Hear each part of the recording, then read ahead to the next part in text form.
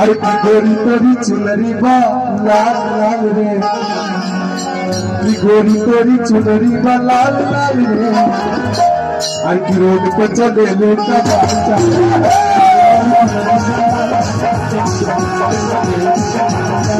चुनरी बा लाल लाल रे, रोड पे चले लेता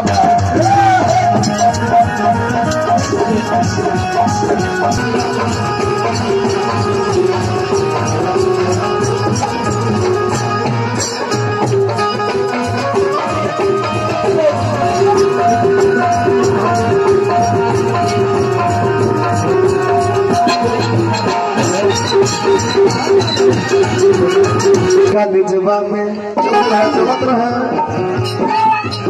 कि पढ़े लो भाई। देखो तोरा फेरा में वो राज की बात बताओ तभी बहुत धीरे धीरे पता लगे तारा फेरा में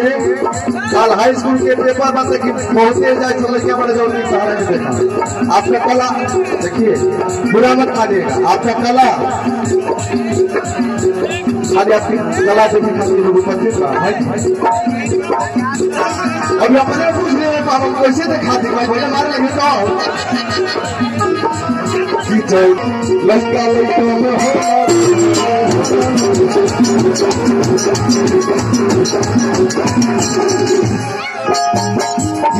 लड़का जवा में गोरी पढ़े लड़का लड़का लड़का में क्या पढ़ी तू कोई भी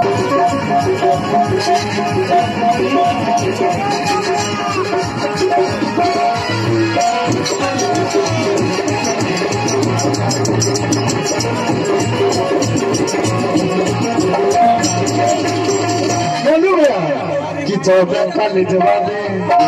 अरे कि तू पढ़े दे पढ़ाई कविता कि दे तू हमारी ओरिया दे तू हमारी ओरिया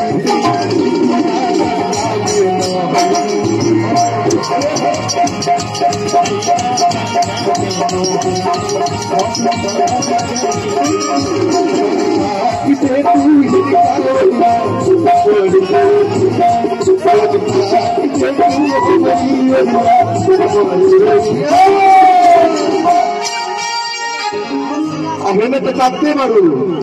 एगो जमाना रह जाना मेरा भिखारी ठाकुर महेंद्र मित्र जी वैसा लोग जब बिना माइक के गावे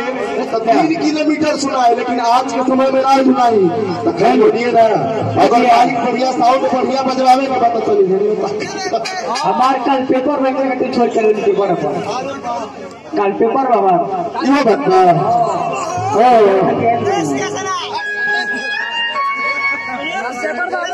कि जौने कल जवाबे पढ़े लू पढ़ाई लड़का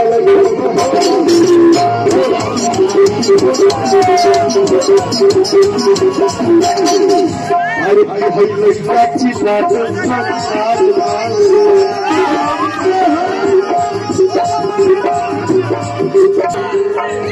अरे लड़का चिनादन को मालूंगा रे लड़का चिनादन को मालूंगा रे